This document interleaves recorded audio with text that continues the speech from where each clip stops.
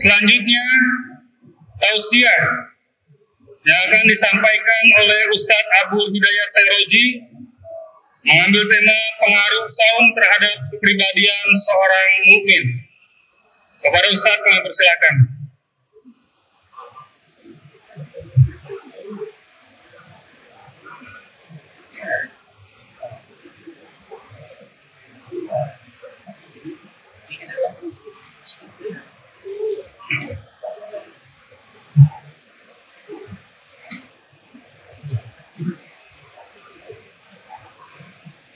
Bismillahirrahmanirrahim. Assalamualaikum warahmatullahi wabarakatuh.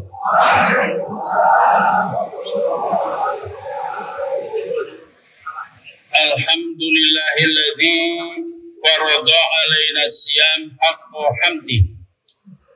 Wassalatu wassalamu ala sayyidina Muhammadin alladzi sannalana al-qiyam nabihi wa abdi wa ala alihi wa sahbihi wa jundi wa man tabi'ahu bi isanin ila yaumi yajzillahu ala amali ibadi. Amma ba'du fa ya ibadallah, usikum wa nafsi bitaqwallah wa ta'atihi la'alakum tuflihun. Imam yang saya muliakan, mudah-mudahan dimuliakan oleh Allah Subhanahu wa taala. Para ikhwan Dewan Imamah, para satid, wal imam dan seluruh para umara yang tidak disebut satu persatu, mudah-mudahan semuanya diberkati, dirahmati oleh Allah Subhanahu wa taala.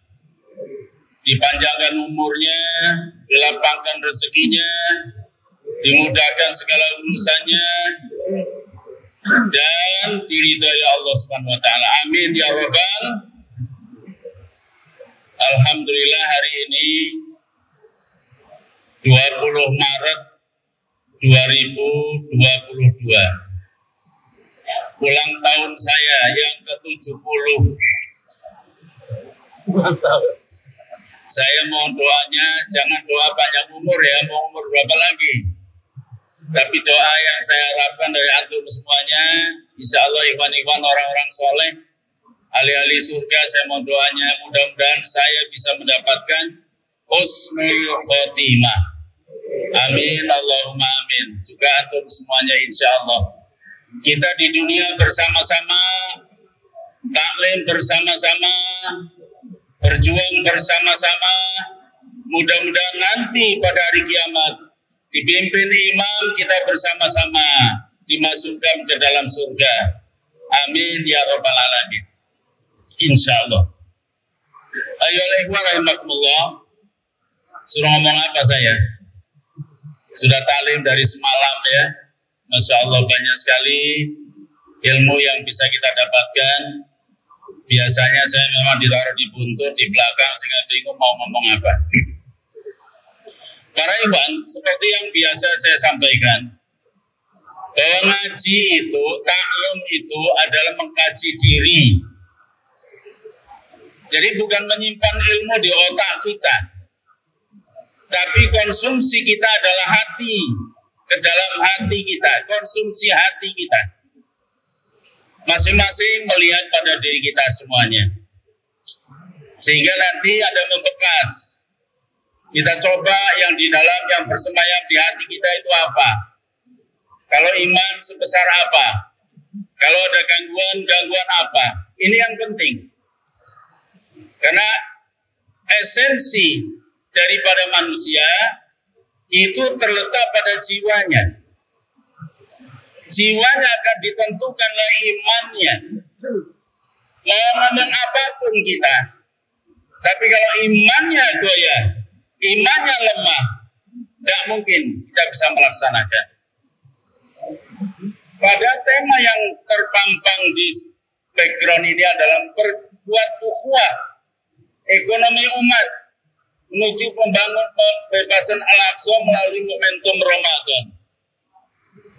Tidak akan mungkin bisa meningkatkan ukhuwah, memperkuat ukhuwah, membangun ekonomi, apalagi membebaskan Masjidil Aqsa kalau iman kita lemah. Betul?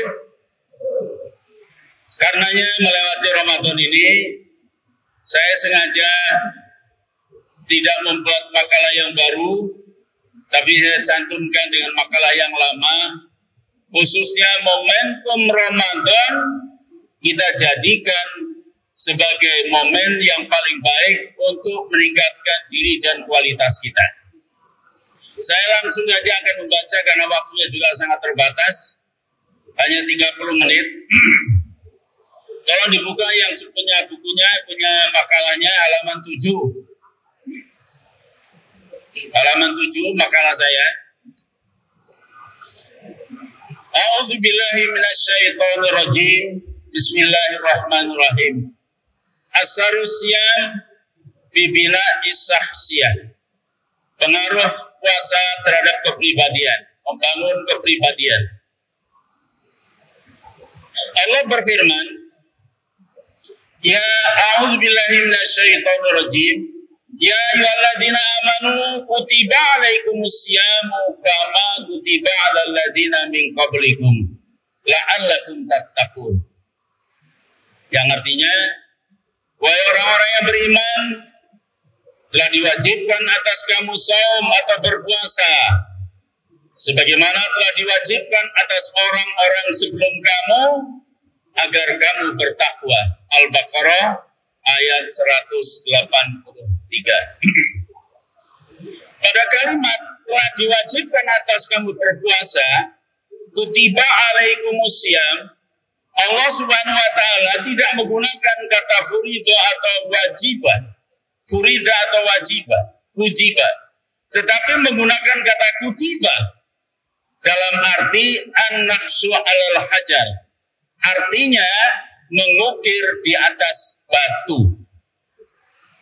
Dengan kalimat tersebut dimaksud agar saum betul-betul membekas dalam jiwa yang pengaruhnya mampu mengukir karakter atau kepribadian orang yang berpuasa. Jadi dengan kata lain bahwa puasa sebenarnya membangun karakter building. Jadi puasa kita harus mampu membangun karakter kita, merubah yang buruk menjadi baik, dari baik lebih baik lagi, sehingga memikul beban tanggung jawab kita untuk perjuangan dan amanat-amanat lain itu akan diberikan kekuatan oleh Allah Subhanahu wa taala. Tapi kalau iman kita lemah, nonsen kita bicara perjuangan. Saum juga berarti al-imsaku, artinya menahan diri atau pengendalian diri dari perkara yang tidak terpuji. Orang yang berpuasa adalah orang yang terlatih dalam pengendalian diri, matang dalam berpikir, bijak dan hati-hati dalam bertindak, tidak gerusa-gerusu. Itu bahasa asing. Gerusa-gerusu itu bahasa asing. Karena kutiba alal ladzina min qablikum, pada ayat itu seperti yang telah diwajibkan atas orang-orang sebelum kamu. Artinya puasa tidak bisa lepas dari manusia, baik manusia dulu maupun manusia sekarang, bahkan manusia yang akan datang. Jadi kalau yang namanya manusia agar tetap eksis sebagai manusia itu tidak bisa lepas daripada puasa. Kalau ingin tetap menjadi manusia, apalagi manusia yang utama, tidak bisa lepas dari puasa. Maka puasa itu diwajibkan.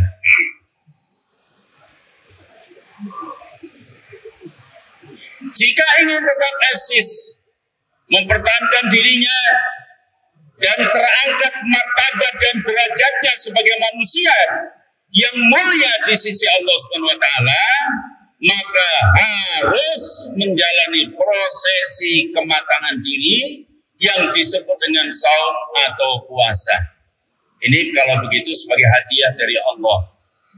Puasa wujud daripada kasih sayang Allah kepada kita. Maka puasa di samping kesempatan kita untuk meningkatkan grade kita, kualitas kita, juga menghapus keburukan-keburukan kita. Seperti sebuah hadis yang diriwayatkan oleh Imam Muslim, Rasulullah bersabda, al-khamsu as-salawatul khamsu wal jum'atu ilal jum'ati wa ramadhanu ila ramadan mukaffiratun bainahunna idza ijtunibatil kabair. Salat di antara salat 5 waktu. Ini yang beruntung orang yang bisa salat 5 waktu itu di masjid, bisa berjamaah.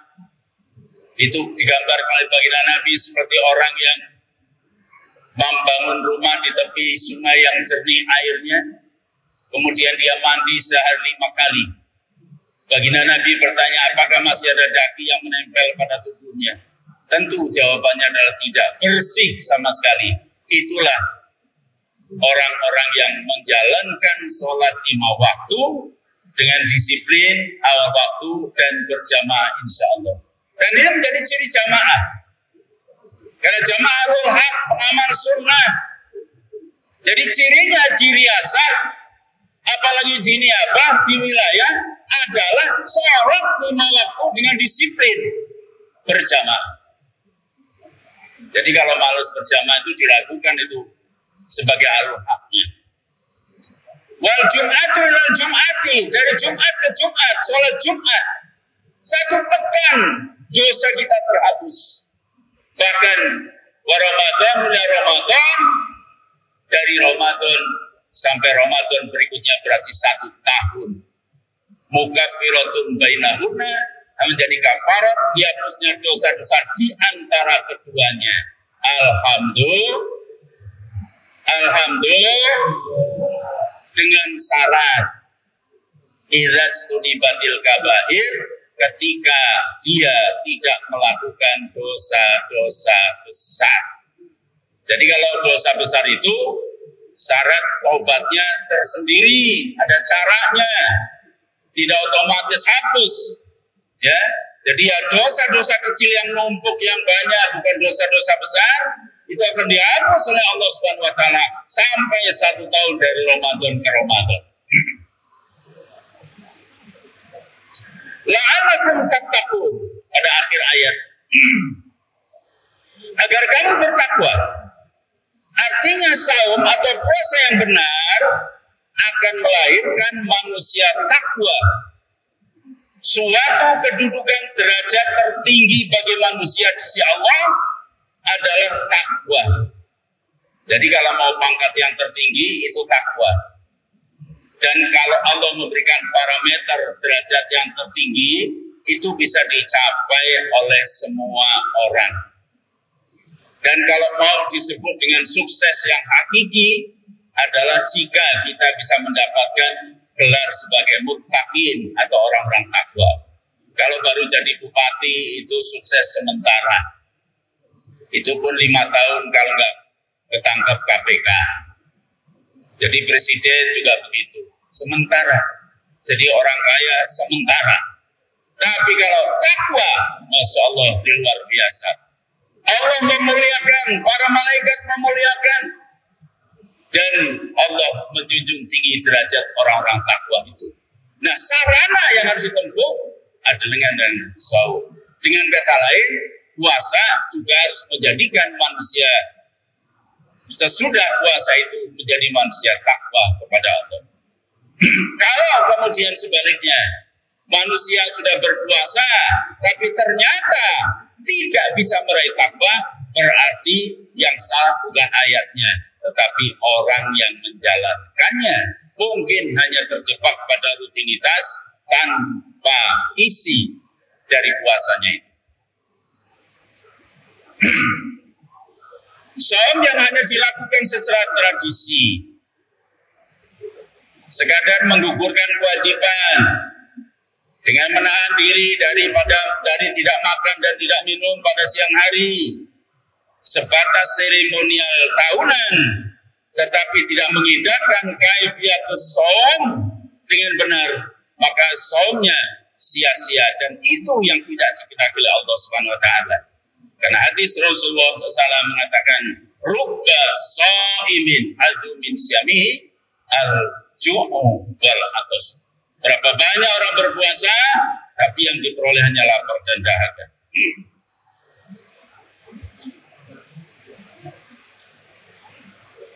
Lanjut karena waktunya terbatas, saya pada halaman berikutnya yaitu asarus siyam, pengaruh puasa.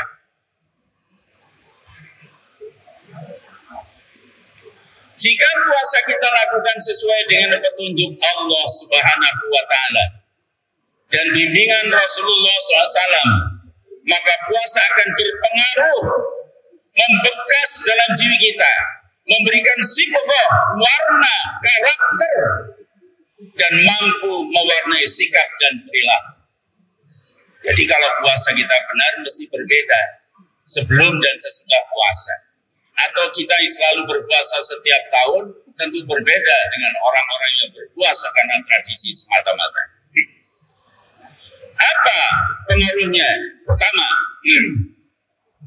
dengan imanan waktu sabar, menciptakan iklim kondusif bagi hubungan seorang hamba kepada Allah SWT dan hubungan sosial yang harmonis. Dan ini menjadi sumber segala keutamaan dan kemaslahatan. Keikhlasan, kejujuran hanya muncul bila seorang mampu menghubungkan jiwanya kepada Allah SWT, sehingga dimanapun dia selalu merasa dikontrol dan diawasi oleh Allah Subhanahu wa Ta'ala. Karena itulah puasa syarat akan makna yang berdimensi nilai spiritual dan sosial yang tinggi, mulia dan suci. Al-Quran menyebut sebagai hablum minallah wa hablum minan nas. Dengan dua hal tersebut maka manusia akan terangkat harkat dan martabatnya dan terjaga daripada kehinaan di mata Allah SWT. Jadi manusia itu diciptakan oleh Allah bisa menjadi makhluk mulia. Bahkan kemuliaan manusia itu bisa melebihi malaikat.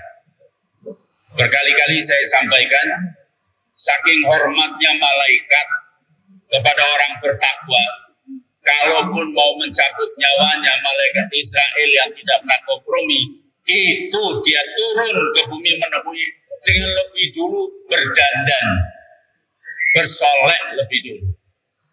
Yang kedua mengucapkan salam. Jadi kalau sampai lagi sakit, malam-malam jam 2, orang pada tidur, kemudian kok ada suara salam yang suaranya bariton, Assalamualaikum. Itu berarti malaikat Israel datang. Nah kalau itu terjadi, berarti ini indikasi. Insya Allah kita harus bahagia dan bersyukur.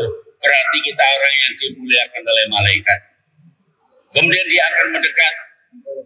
Sebelum mendekat sudah lebih dahulu didahului oleh malaikat rahmat yang mengiringinya dengan jumlah yang banyak sejauh mata memandang.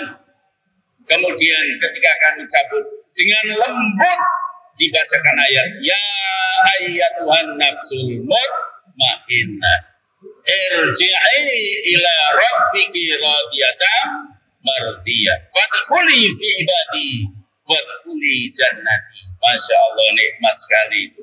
Pelan kita keluar seperti air dalam pipa yang keluar pelan. Kemudian ditunjukkan tempat kembalinya nanti di surga. Siapa yang tidak senang mati seperti itu? Keluarlah roh kita dalam diri kita, ditangkap malaikat rahmat, kemudian dibawa ke langit pertama, dan di langit pertama ditanya, siapa ini? Saya, kami rombongan malaikat rahmat, membawa ruh orang baik. Siapa dia? Dia adalah Ikhwan Diriyasah. Biasa mana nggak tahu ini? Atau naib ya?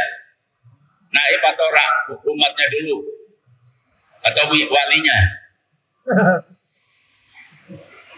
Begitu disebut namanya, udah terkenal di langit.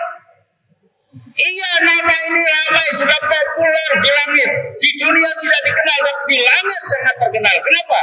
Karena setiap event-event kegiatannya dia selalu aktif. Orang pengajian, malaikat rahmat mengelilinginya, menaunginya, mendoakan. waktu baca Al-Quran, waktu membantu ikhwan kita, itu malaikat menyaksikan sehingga mereka namanya terkenal di langit. Jadi rame, si fulan, dibukalah pintu langit pertama, pintu selanjutnya sampai menghadap Sang Pencipta. Di hadapan Allah kemudian dinyatakan, ini orang baik, aku nyatakan dia sebagai orang baik yang takwa, aku tetapkan dia sebagai ahli surga. Tapi karena dia hidup di dunia, mati di dunia, akan kembali dibangkitkan dari dunia, maka kembalikan dia ke dunia. Inilah luar biasa, baru disebut sebagai orang yang sukses secara hakiki. Yang kedua, kita bisa jujur, kita bisa baik, kita bisa melaksanakan amanah, kita bisa memikul perjuangan seberat apapun yang kita mampu. Kalau iman kita ini selalu, atau hati kita selalu terhubung kepada Allah.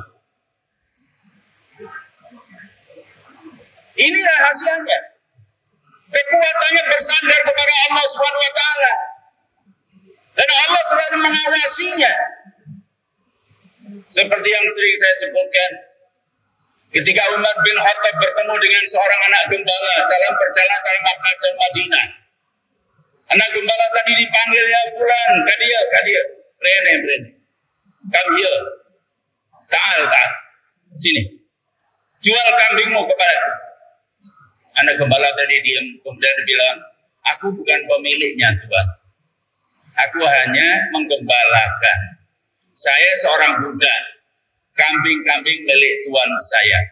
Umar ingin menguji sebagaimana amanah itu. Bukankah bisa kau katakan bahwa kambingmu itu dimakan serigala, hilang ditelan padang pasir? Anak gembala tadi diam. Tapi tiba-tiba dia tatap wajah Umar bin Khattab yang gagah berwibawa itu. Tapi di mata anak gembala ketika dia suruh berbohong seperti itu, menjadi kecil itu wajah Umar bin Khattab. Lalu muncul dari lisannya kalimat fa'ain Allah. Kalau Tuhan menyuruh saya berdusta, lalu di mana Allah? Mendengar kalimat itu kaget Umar. Loh, cah aman kok punya kalimat seperti ini. Ini luar biasa.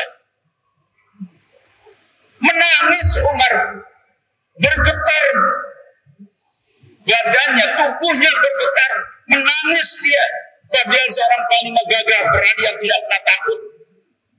Tapi mendengar kalimat fa'ain Allah, dia bergetar, takut. Dipeluknya anak gembala tadi, lalu dia katakan, dengan kalimatmu ini insya Allah kau akan selamat dari api neraka. Dengan kalimatmu ini insya Allah saya akan merdekakan kamu dari perbudakan. Fa'ain Allah. Jadi ini amanah, jujur, adil, sikap, taat. Itu kalau ada jiwa ihsan yang dibina setiap 1 tahun sekali pada bulan Ramadan dengan ibadatul sirri yang kita lakukan di bulan Ramadan. Di mana letaknya ibadatul sirri di bulan Ramadan? Siang hari pulang ke rumah, perutnya lapar, haus dan dahaga, di rumah masih banyak makanan, minuman segar, orang nggak ada, orang lain nggak ada, tingak-tinguk nggak ada, RT apalagi jauh. Pernahkah antum minum walaupun hanya seteguk saja? Pernah apa enggak? Belum pernah.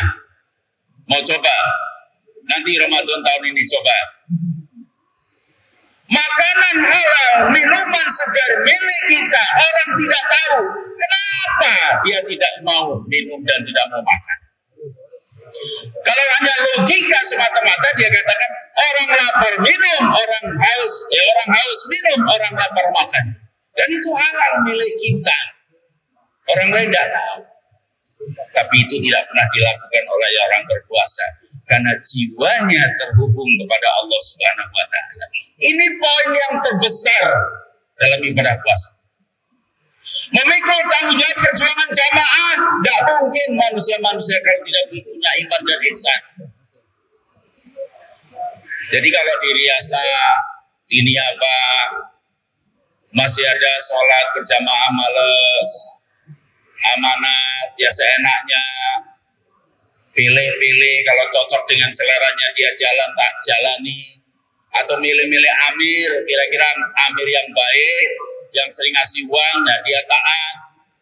Tapi kalau amirnya itu nyebeli, dia nggak taat, atau amirnya dia tidak sukai, dia tidak taat. Ini dilakukan ihsan.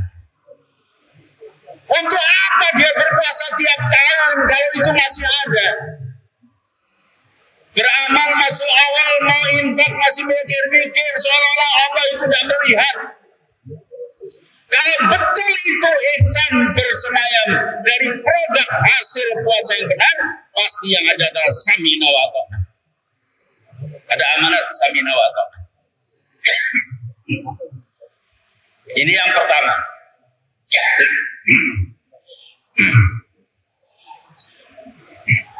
70 tahun, jadi kalau batuk-batuk maklum ya. Dulu masih muda saya tidak pernah begini. Saya pernah ngomong begini, nah orang gagal kayak apa? Coba nanti kalau udah tua, sekalipun panjang umur, kakek sama nenek tua, malam dia orang pelaganya tidur, ini kakek batuk, nenek kentut. Neneknya batuk, kakeknya kentut. Barang sudah tua, benar kalau malam sering kentut melulu. Sakit pinggang, dikoyoi, dipijat sembuh, dengkule sing pegel. Dengkule diobati, sirai ngeluh. Sirai mari sakit gigi. Kemarin saya sakit gigi berhari-hari.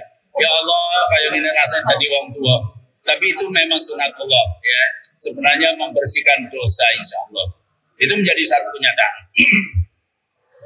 Yang kedua, puasa dengan karakternya akan menyentuh relung hati nurani, menggugah rasa cinta kasih terhadap sesama, dan membangkitkan ketulusan jiwa yang melahirkan sikap isariyah atau altruisme, yaitu sikap tenggang rasa, kepekaan sosial, kebersamaan serta rela berkorban, dan peduli untuk kebahagiaan orang lain dengan simpati dan empati. Itu target yang kedua. Karena di bulan Ramadan itu diperintahkan banyak sedekah, memberikan foto buka puasa, kemudian zakat fitrah. Itu maksudnya pendidikan, memberikan edukasi kepada kita supaya menjadi manusia yang punya jiwa altruisme, jiwa isariyah, care dan peduli terhadap orang lain, rela bersusah payah untuk menolong, membantu, membahagiakan orang lain. Itu mukmin. Itu bagian karakter takwa. Itu produk dari puasa yang benar. Jadi kalau berpuluh-puluh tahun umur kita sudah tua tapi tidak ada sikap seperti ini, puasanya ngapain dan kemana gitu. Yang ketiga, puasa menurut peneliti para psikolog, penelitian dan para psikolog dan kenyataan membuktikan bahwa puasa mampu mengembangkan super ego. Itu istilah psikolog nih, yang saya terjemahkan sebagai nafsul mutmainah. Kematangan emosional dan pengendalian diri dalam segala keadaan, baik senang maupun susah, lapang maupun sempit, tetap stabil. Kalau senang ya tidak kemelungkung, tidak kemelelet, kemelinti. Biasanya kita ini kalau kekayaannya nambah sedikit aja sudah lain gayanya. Sama tetangganya sudah mulai gak kenal. Pedita-pediti kalau jalan ke donga gitu, disalami gak mau jawab, sombong dan merasa dirinya hebat. Taklim riasa sudah mulai males karena dia kaya umpamanya, tapi gak ada sih.